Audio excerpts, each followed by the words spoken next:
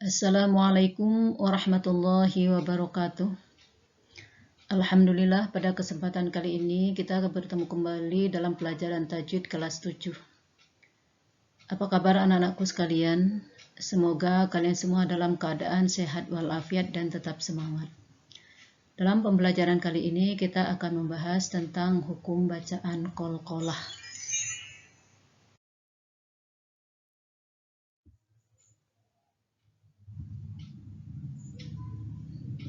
Hukum bacaan qalqalah. Apa itu qalqalah?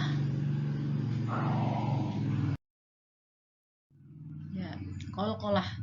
Qalqalah menurut bahasa berarti pantulan atau gerak atau getaran. Sedangkan menurut istilah, qalqalah adalah melafalkan huruf-huruf tertentu dalam satu kalimat dengan suara memantul dari makhrajnya karena huruf tersebut berharokat sukun atau berharokat fathah, dhammah atau kasroh yang dibaca sukun ketika diwaqafkan.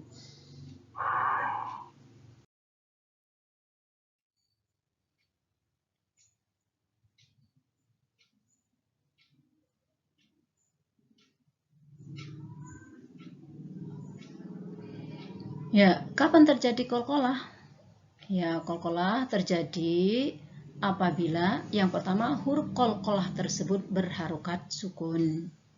Jadi memang hurufnya sudah asli berharokat sukun. Yang kedua, huruf qalqalah berharokat fathah, dhammah atau kasroh yang dibaca sukun karena waqaf atau karena berhenti. Jadi hurufnya berharokat ketika diwaqaf maka dibaca sukun. Huruf qalqalah ada 5 yaitu qaf, to, ba, jim, dal atau dibaca dengan qutbu jadin. Boleh juga baju di toko.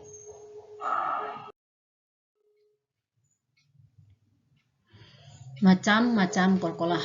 Jadi qalqalah terbagi menjadi 2 macam menurut posisi atau letak huruf dalam kata tersebut.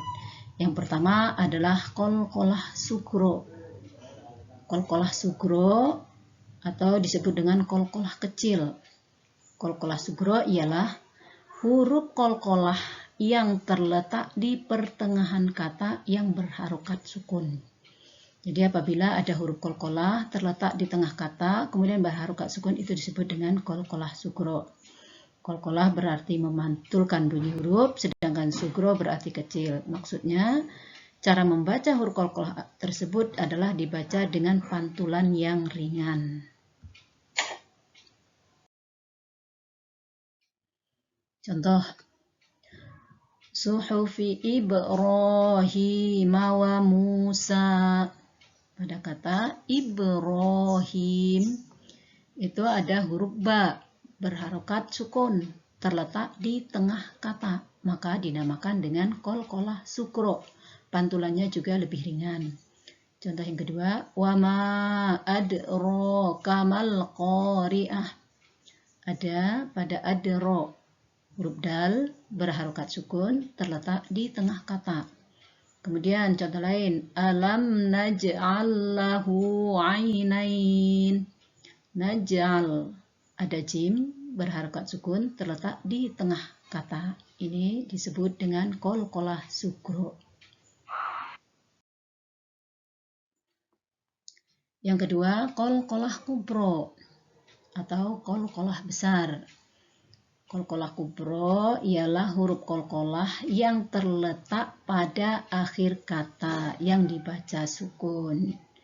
Baik karena memang berharokat sukun atau berharokat lain, tetapi dibaca waqaf atau dihentikan.